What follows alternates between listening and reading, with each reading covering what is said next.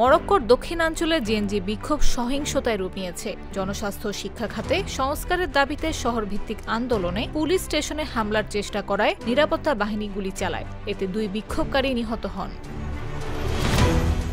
দেশটির স্বরাষ্ট্র মন্ত্রণালয় জানায়, মঙ্গলবার রাতভর বিক্ষোভকারীরা ছুরি, পেট্রোল বোমা ও পাথর নিয়ে পুলিশ ও নিরাপত্তা বাহিনীর সঙ্গে সংঘর্ষে জড়ায়। সারা দেশে গ্রেফতার করা হয়েছে 409 জনকে।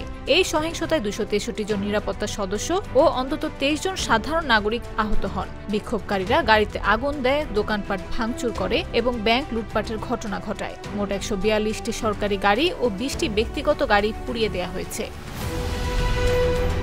জেএনজি আন্দোলনের ডাক এসেছে অনলাইন থেকে। জেএনজি 212 নামে পরিচিত এই যুবগোষ্ঠী টিকটক, ইনস্টাগ্রাম ও ডিসকর্ডের মাধ্যমে সমাবেশের আহ্বান জানিয়েছিল। তাদের অভিযোগ, দেশে 2030 বিশ্বকাপ আয়োজনের জন্য $বিলিয়ন বিনিয়োগ হলেও স্কুল ও হাসপাতাল অবহেলিত। তারা স্লোগান দিয়েছে, স্টেডিয়াম আছে, হাসপাতাল কোথায়? তবে জেএনজি 212 এক বিবৃতিতে জানায়, আমরা সহিংসতা প্রত্যাখ্যান করি। আমাদের আন্দোলন শান্তিপূর্ণ। সরকার ও নিরাপত্তা বাহিনীর বিরুদ্ধে নয়, আমরা বৈষম্য অবহেলার বিরুদ্ধে। মরক্কোয় দ্রুত উন্নয়ন সত্ত্বেও স্বাস্থ্যসেবা, শিক্ষা ও কর্মসংস্থানে বৈষম্য বৃদ্ধি পেয়েছে। আফ্রিকা কাপ অফ নেশনসের প্রস্তুতি ও 2026 সালের সংসদ নির্বাচনের প্রেক্ষাপটে এই আন্দোলন দেশটির সামাজিক বৈষম্য ও যুবকেন্দ্রিক হতাশার প্রতিচ্ছবি হয়ে উঠেছে।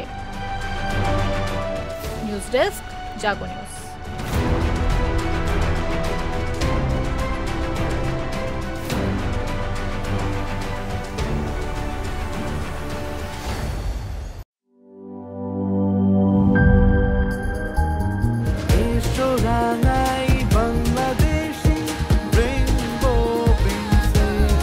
রেইনবো পেইন্টস, ছড়াও জীবনের রং।